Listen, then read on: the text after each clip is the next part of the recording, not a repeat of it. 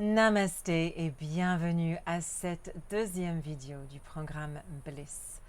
Je prends quelques instants avant que tu plonges dans les pratiques de méditation, de yoga, de respiration, peut-être même de réflexion sur ce que tu fais, pourquoi tu le fais, pour placer les intentions de ce programme, pour placer le pourquoi j'ai créé ce mini-programme que j'ai appelé Bliss.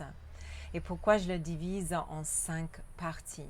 En fait, avant de relier même les mots de Bliss, donc Be, Love, Inspire, Smile and Share, j'avais l'idée de créer un programme autour de 5 concepts, 5 choses. Et ces 5 choses étaient là vraiment pour que tu alignes en fait ta vie ou réalignes ta vie, que tu trouves l'harmonie naturelle. Comme ça, tu seras vraiment dans la vitalité naturelle, dans une énergie pleinement naturelle et authentique. C'était pour créer de la connexion avec toi tous les jours. C'était pour bouger les énergies. C'était pour créer de la joie, créer de la positivité, de la joie et cette belle énergie vitale, ce dont en fait avec lequel on est né. C'est notre droit de naissance en fait de vivre dans la liberté et la joie. Et du coup, ce programme Bliss tournait autour d'un peu de 5 idées, ou 5 concepts. La première chose, c'était méditer. Prendre quelques instants tous les jours de méditer. Pourquoi? Parce que ça permet de vider le mental, ça permet de ralentir les pensées, d'évacuer ou de transformer peut-être des choses qui stagnent, qui ne sont pas claires, de gagner de la clarté aussi, et aussi d'apaiser le mental, de relâcher les angoisses. La deuxième chose, c'était de sortir dans la nature. Si tu me connais déjà, tu sais que je suis fanatique de la nature. Que tous les jours, au moins pendant 1 heure, si ce n'est pas 3 ou 4, je suis dehors et je me connecte avec les arbres, avec les rivières, avec les nuages, avec la beauté naturelle de cette terre-mer. Pourquoi? Alors, je vais te donner une idée, un concept. En japonais, ça s'appelle Shinrin-yoku.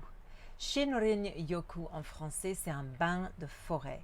Ça a été scientifiquement prouvé que quand tu marches dans la forêt, ça affecte de façon positive ton système nerveux parasympathique ainsi que ton système immunitaire. Pourquoi? Déjà, le simple fait de marcher dans la nature, de te connecter autrement à la terre, aux arbres, aux troncs, à l'herbe qui pousse, aux fungi, aux champignons qui poussent aussi, ça te permet d'avoir une autre perspective, d'avoir une autre énergie autour de toi et du coup ça apaise le mental, ça augmente la santé mentale de façon positive. Mais pourquoi en fait le système immunitaire? Comment ça affecte notre corps physiquement? Déjà, quand on vit dans la joie, dans la positivité, quand on n'est pas stressé, quand on est relax, ça c'est une très belle chose. Et il y a un autre programme qui s'appelle Relax, si tu vas aller là et voir le pourquoi c'est important de se détendre, vas-y. Mais ça affecte en fait positivement notre système immunitaire, ça détend du coup le corps, il y a moins de cortisol, donc moins d'inflammation naturelle dans le corps, mais aussi quand tu marches dans la forêt, quand tu fais un bain de forêt, quand tu fais cet acte de Shinrin-yoku, qu'est-ce qui se passe? Tu dégages en fait une réaction chimique entre tes pas et la terre. Et en fait, c'est les fungi et c'est la terre de la forêt, pas que de la forêt, mais de la terre, on va dire. Et puis les racines des arbres qui montent dans l'atmosphère. Tu respires ceci et puis ça affecte les cellules positivement de tout ton corps qui lutte contre les virus ou les cancers ou les toxines. En fait, ça devrait être remboursé par ton assurance médicale ou la carte vitale.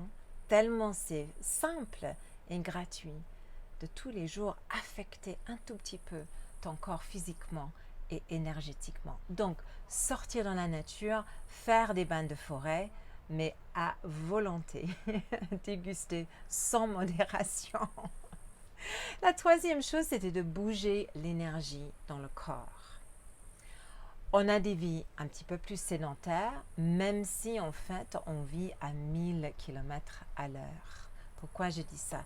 Nos vies sont tellement intenses avec une activité écran, une activité réseaux sociaux, télévision, information, etc., etc. 24 heures sur 24, nous sommes bombardés en fait par activités techniques, on va dire, des fois physiques, mais nous sommes un peu plus statiques. Nous gardons en fait nos stress un peu plus à l'intérieur, avec moins d'échappatoire, moins de possibilités d'évacuer ces énergies. Donc le fait de bouger les énergies internes te permet en fait d'évacuer ce qui stagne, ce qui n'est pas bénéfique pour ton corps. Alors ça peut être cette balade dans la forêt, mais mieux encore, c'est de bouger en yoga, en qigong, en tai chi, dans les mouvements et les gestes qui vont encourager le bas du corps de bouger, d'activer en fait tout ce qui stagne pour le sentir, pour filtrer du coup ce qui est bénéfique et pour évacuer tout ce qui n'est pas bénéfique. La quatrième chose, c'est de regarder ce que tu mets dans ton corps. Et par ça, je ne veux pas juste dire ce que tu mets dans ton corps au niveau nourriture. La nourriture se fait de toutes sortes de formes. De l'eau, les boissons, à manger, certes, mais aussi ce que tu mets ici, visuellement, ce que tu mets énergétiquement dans ton corps. Est-ce que tu écoutes la musique qui apaise le cœur, ou est-ce que, en plus de ton activité un peu stressante, professionnelle, dans la voiture, tu écoutes de la musique qui est à donf et qui va augmenter davantage le système nerveux. Donc tout ce que tu mets dans ton corps, le corps doit digérer. Dans l'Ayurveda, si tu connais un tout petit peu l'Ayurveda, dans l'Ayurveda, chaque truc, ils disent que chaque truc que tu mets sur ton corps, que tu mets dans ton corps, le corps doit dissimuler, filtrer et évacuer ou utiliser. Donc fais attention à ce que tu mets dans ton corps aussi. Et puis la cinquième chose, c'était de respirer. Pas juste de respirer comme tu fais naturellement, mais de vraiment prendre conscience de ton souffle. Prends conscience qu'en fait, le simple fait de respirer, le simple fait de prendre quelques instants tous les jours, d'être conscient tous les jours de la façon que tu respires, de ralentir et de prolonger la respiration, va aussi affecter positivement ton système immunitaire et aussi ton système nerveux parasympathique. Et qu'est-ce que ça veut dire, le parasympathique? Ça veut dire que tu digères mieux, tu dors mieux, ta peau et tes yeux vont rayonner mieux, etc., etc. Donc tout est bon. Bouger, méditer, respirer, sortir dans la nature et faire attention à ce que tu mets dans et sur ton corps. Et le tout, c'est pour trouver l'alignement, c'est pour trouver l'équilibre, c'est pour trouver le bliss naturel. Bienvenue à ce voyage. Encore une petite vidéo et on plonge dans les pratiques de Bliss. Be, love, inspire, smile and share.